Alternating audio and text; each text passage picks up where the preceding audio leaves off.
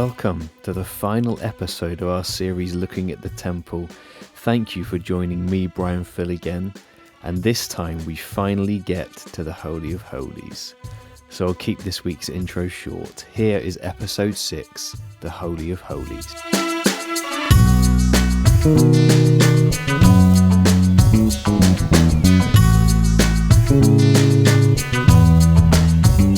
I'm so excited to talk about the Holy of Holies. It's got several different names, hasn't it? The sanctuary, the most holy place, the Holy of Holies, gets translated different places. But basically, we've made it. We've made it to the destination. The whole temple experience is supposed to be a kind of journey to somewhere, someone, something. And today we're going to talk a little bit about that. And I'm excited about it because it's not just about, like, you know, that brilliant 5 minutes at the end of worship or something, like just that little kind of moment. But really, it's a blueprint for what is the church all about? What is the Christian life all about? What is, you know, what are we here for? And I would say that the holy place shows us what we are here for on earth. What is our mission, our purpose, our joy? And so we're going to explore that. Yeah. Last week, we were talking a lot about, well, a lot of things. But I said we needed an Eden buzzer. And I was thinking we kind of need a Jesus buzzer as well, don't we? Anytime we talk about Eden, it goes, ah. And anytime we talk about Jesus, it goes, woo. So if you're playing along at home, you have your sounds ready, because there's going to be a few mentions. We've looked really specifically at the temple and Solomon's temple and the Moses tabernacle and things like that before. This time I want to take a whole view from Genesis, a lot more New Testament today as well, to figure out. It's going to sound like a bit of a rabbit trail. Bear with me, because all of these things are just looking at the diamond from different angles to really understand what it is. So Nath started talking to us a bit last week about the kind of Eden imagery in the temple with the cherubim and how it was a mountain garden. And that mountain garden thing is something I'd really like to kind of pick up on today, because it's going to show us a bit about what was supposed to happen in the holy place. Because in the Bible, when we read about it, we were saying, like, only the high priest went in, and it was very mysterious and dark, and no one really knew. It was, you know, it wasn't open to everyone. So we don't have these big descriptions of, did anything happen? We don't really know. But we do have the blueprint from before, a couple of blueprints. One, which, Eden. The next one being Moses' experience on top of the mountain to show us, and I'll explain why that is a temple experience in a minute.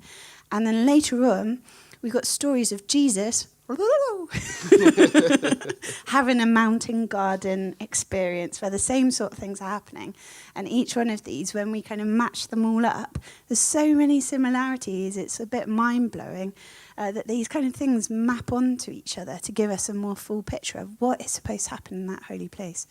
So, all right, first up then, Moses on the mountain and Eden. Are those two things really the same? Well, I think the Bible's trying to tell us that they are. So we've talked lots and lots about Genesis 1 and 2, haven't we, over the weeks? It's come up lots of times. And you'll notice the number 7 coming into that tons. There are 7 days of creation, 6 days, and on the 7th day God rests. There's also 7 speeches where it says, and God said, let there be light, or whatever. We've got all of that stuff. Well, when we skip forward to, like, Israel's come out of Egypt, you know, crossed over the river. We've got Moses, and they're starting to, like, make this covenant with God, and he goes up to the mountain. Well, they take all the same imagery, all the same language, and they map it onto this experience of Moses going up the mountain. Even to things like Moses goes up the mountain, there's 6 days, and on the 7th day, God speaks to him. And when they describe it, and God starts saying, I want you to build this tabernacle. We're going to have this place where we can be together. And there are 7 speeches which map onto the 7 speeches of creation, where it says, and God said, let there be a lampstand, and la la la la la, all of this. So they're recreating all of those things. And even when you think about the kind of like the journey, that there's this whole bunch of people at the bottom of the mountain, they're all invited. Then some people are coming up a little bit to come and make some sacrifices, and the blood sacrifice and all that stuff. And then another person, only one person can go right up to the top into the next bit. So we've got these kind of zones, a lot like we've talked through in our journey. So Moses goes through basically the temple journey. And then God says, look, I want you to kind of recreate this journey in a tent form, so that we can do this and there's stuff to learn from it. So the temple, the temple and creation, it's supposed to be a recreation story. Like, let's go back, let's restart it. And we could be like, well, that's clever, but who cares? Like, why does that matter? And I would say that it's the destination. Where they end up is what God was wanting to restore. It's that mountaintop experience was what he was trying to create in Eden to start with. And that he wants the temple to speak about because he wants it still to happen. And remember that when God was inviting them all up the mountain to start with, he wanted them all to be a kingdom of priests. He wanted like a whole nation to be invited into it. They weren't quite comfortable with that and familiar with it. It didn't look like the other nations around them, how it was done and stuff. But God was trying to recreate this kind of Eden mission so that the whole of Israel could be a kingdom of priests that would represent Eden, represent this holy place, represent the mountaintop experience for all the nations to join in. So if we look a bit about that, what happens on the top of the mountain, then we'll know a bit about what's supposed to happen in the Holy of Holies, won't we? So let's think about Moses, like what stuff do you know happens on the top of the... and you can map it together with Eden. So what did the mountaintop experience look like? You mentioned last week, didn't you, about the face-to-face? That it was a place where they could talk. Yeah. Yeah, I mean, when we were looking about going into the Holy of Holies, we were saying how it was a moment where it kind of transcended from the corporate experience where we're all doing this thing together to the point where suddenly you're going to talk to someone. And it was a one-to-one thing. It was no longer, oh, I'm part of this thing and kind of getting hurried along by the crowd and taken along with it. It was actually you. It was your kind of one-to-one intimate conversation. And I was referring back to Exodus 33, where it says how Moses used to meet with God in the tent of meeting, and he would talk to him face to face as a man talks to his friend, which has always been a really significant verse for me, because it's something that is thrown out there and you think, wow, that's legal. That's kind of, I can have that because it's in the book, you know, and it's something I've always aspired to in terms of that real detailed intimacy, not just not hidden, not vague, not a remote thing, not veiled, not kind of part of a big corporate anonymous thing, but a one-to-one. If you think about a man talking to his friend, I mean, we've all done that. We've all got friends that we're close to where we have to and fro conversations where one person speaks, the other person speaks, and as there's this exchange of information, you begin to not only understand what the person wants, but the heart of the person. You begin to get drawn right in, and intimacy begins to come out. So I think that whole thing of the one-to-one thing just speaks of this incredible intimacy where it goes beyond, I want you to do this, and comes into this, oh, hello, Moses, how are you doing? Yeah. The friendship type thing where you might be sitting down having a meal with someone or something. And of course on the mountain they did have a meal with them in the presence of the Lord. It was kind of one of the things that went on. So I love that you said veiled in there as well, that it's not like hidden or veiled, because how many times have we been talking about the veil in between? And it makes me think of that verse in the New Testament. I think it's Paul writing where he says, and now we all with unveiled face approach. And he's referring back to Moses, isn't he? And like how they had to put that veil on Moses because his face was so shiny after this experience and everything. But I was thinking a bit about how the temple veil, how interesting that we don't call it a curtain. Like normally we would just call it a curtain, right? In a building. Yeah. But it's deliberately, like, just what a weird word to choose, that there's a veil. And we're thinking about that kind of, now we're coming unveiled, and that intimacy of, like, at a wedding, you think about like a Jewish wedding, and the bride comes in veiled and they lift up the veil and the bride sees her and they look into each other's eyes for the first time, and that like that clarity coming of like, oh my goodness, not guessing, you know, trying to read someone's emotions behind a face mask even or whatever at the minute, and you're like, I think is it even them? Yes. Right. And the Bible's actually got some really funny stories, or funny, dark, whatever, stories about people with veils on mistaken identity and all that kind of stuff. But we're part of what the holy place is about is like no more guessing, no more misunderstanding, no more not quite reading it right. It's just unveiled, and we can see into each other's eyes, and we're seen and understood and heard, and I can hear him and understand him. And like you think about how many times we're kind of, you know, I've seen this prophecy that someone else has put out and there's something in there that's kind of ringing true, and that's all good stuff, but how different to just like sit down and chat about it and like really.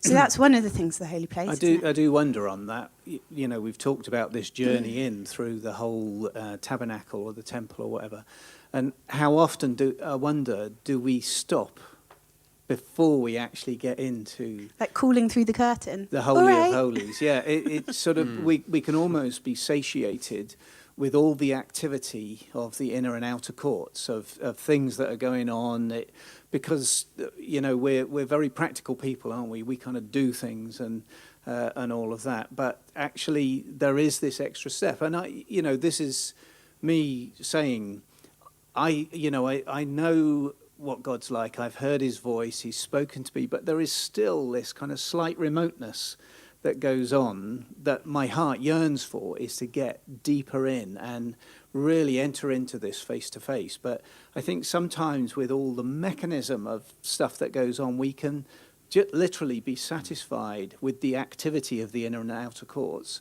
And really it takes another step. It takes this place of sacrifice to be able to risk it and go in, because even Moses, as he went up, he risked it, but he only risked it because he kind of knew what God was like, and he knew that it was a fairly safe risk to take, because God had invited him up and told him, you know, what he had to do.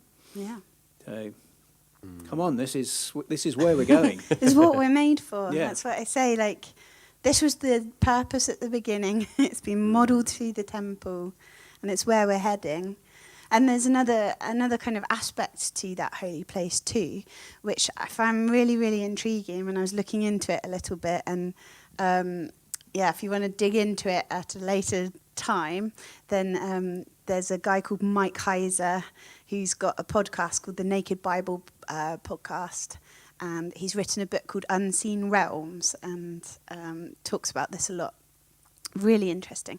But I was listening to him talk a little bit about how the holy place, the sanctuary, is that in its context, in its time, people would have understood this as being a kind of reference to a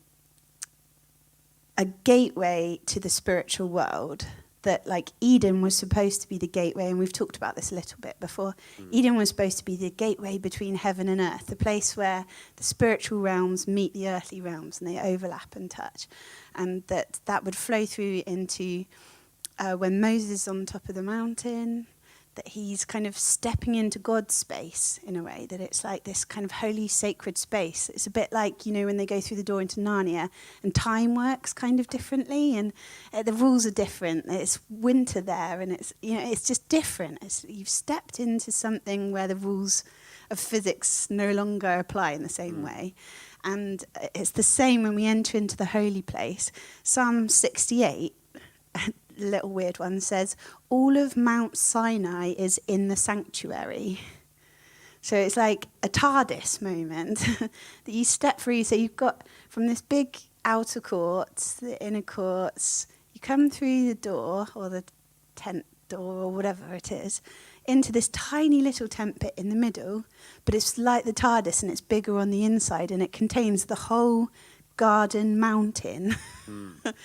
Is inside this little tent. The heavenly realm. The heavenly realms. And the whole council of heaven, all the cherubim, the seraphim, the creatures, the spinning wheels, all the stuff we read about in Revelation and Ezekiel and Daniel, is like all contained in this tiny little space in the middle, that the moment we step through the door, we have total access to the entire realms of heaven.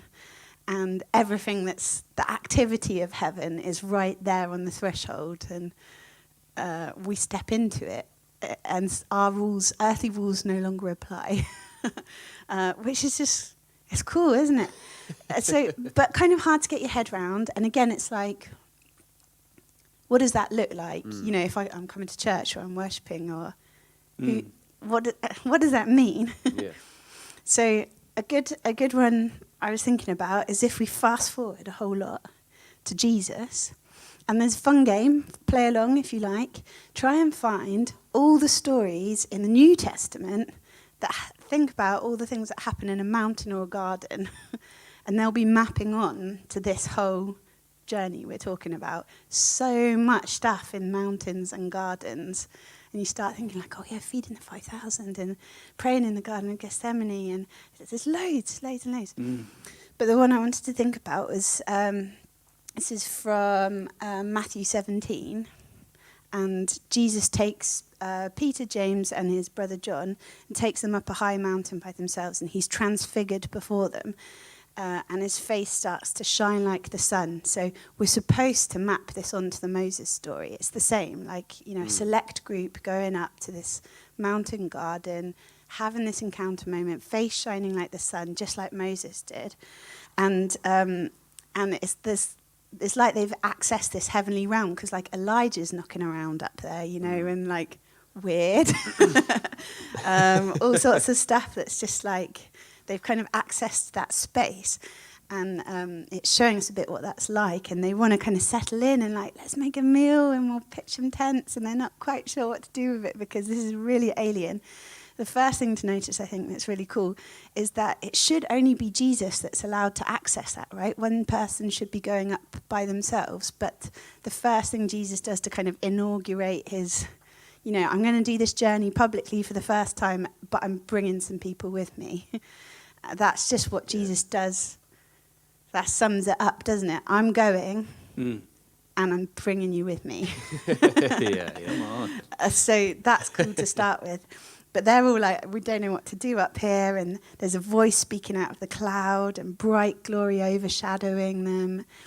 And then, a bunch of stuff happens. They talk about it. Then they lift up their eyes, and suddenly everyone's gone, and there's no one there but Jesus. And it seems like the story ends there, but I was thinking, well, what happens next? What happens after they've had this, moment? Well, then the next thing is they go down, and there's a kid who's been throwing themselves into the fire because they've been oppressed, and Jesus sets them free. And then they've got to pay some taxes, and he pulls a fish out of the sea, and he pulls the coin out of the fish's mouth. And there's healing stories, there's deliverance, there's provision. It's like, go to that holy place, into that heaven and earth meeting realm, so that we can then carry it out. And all these things, all that, we've got total access to the realms of heaven. We become the gateway, a walking gateway. And if you think about it, God never asked for the temple to start with. He asked for a tabernacle, so it was always supposed to be portable. That Ark of the Covenant was always supposed to be on poles so that you could carry it wherever you were going. On the shoulders of men. On the shoulders of men. It shouldn't be a mechanical thing. It has to be through... It was always supposed to be with people, and it was always supposed to be on the move. just like that kingdom of priests, it was meant to be for others. So we go to the holy place, we see face to face. There's no more clouding, there's no more guessing, there's no more veils. It's total access. He has total access into my heart. Yeah. I have total access into his heart, but I also have total access to the realms of heaven. And when I take that with me, then everything is possible. The Eden mission is restored. And there's one last little bit. Mike Heiser talking in his podcast, and he says he's talking about this kind of Eden temple mission. He says God's purpose, God will be with his family, a holy nation, a kingdom of priests, and from them he will proceed to propel the plan to reclaim the nations and the world, as was the case with the Eden mission. This was the whole point. As with Eden, God will occupy sacred space. That's the purpose of the tabernacle, to mark off his space as being distinct from every other space, normal, mundane. That's actually what the word profane means, ordinary space. So he's going to share that space with the priesthood. When we get into the tabernacle chapters, he'll mark off turf and there'll be gradations of holiness. So what's that on about? But he's basically saying, we were talking about, the 3 levels of the doors being engraved, and why was that? They wanted to show that it was more holy than any space you've ever been in before. What's God trying to convince us of, Is it his holiness, his otherness? Why is that? Because profane, that word refers to like everything that's outside, all the earthly stuff that shouldn't come into that holy place. It doesn't mean like dirty or bad or evil. It just means ordinary, just normal. And what's so wrong with normal? Well, you only have to ask someone who's like, when we're face to face with a kid who's been fitting, or someone who's tackling cancer, or someone who can't make ends meet, or like normal's not cutting it, but the otherness of God is the only solution. And he's trying to convince us that the normal that we have out here is not where we're supposed to stay limited and contained, but there's something in this holy place that we can take hold of, that we're made for something bigger. I was thinking, like, Jesus didn't come just as God to show us what God could do. The Old Testament is full of examples of what God could do. We know he can heal the sick. We know he can create things. He can overthrow rulers. Jesus came as man to show us what man can do with God. That we can heal the sick. We can cast out demons. We can deliver the oppressed. That there's this otherness, this holiness, this different and non-profaneness, non-ordinariness, extraordinariness that we are destined for. That was our Eden purpose, that was trying to be restored through the temple, and that we have total access to because of Jesus, not to make us stop just being bad, but to stop us being ordinary, to make us extraordinary and give us access to that, because there's so many people that need a touch of extraordinariness in their life. And that's our mission.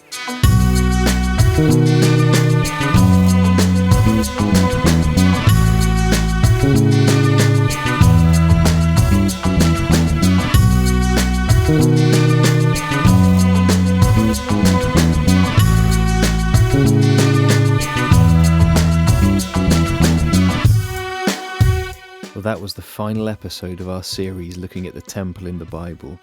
Thank you so much for joining us for this series. If this is the first episode you've heard, then do go back and listen to the others. I've really enjoyed putting them together, and I really hope you've enjoyed listening to them too. We hope to be putting out some more episodes and possibly some more series on this feed, so keep your eyes and ears open for that. But for now, have a great rest of your day, and we hope to see you soon. Love you, bye.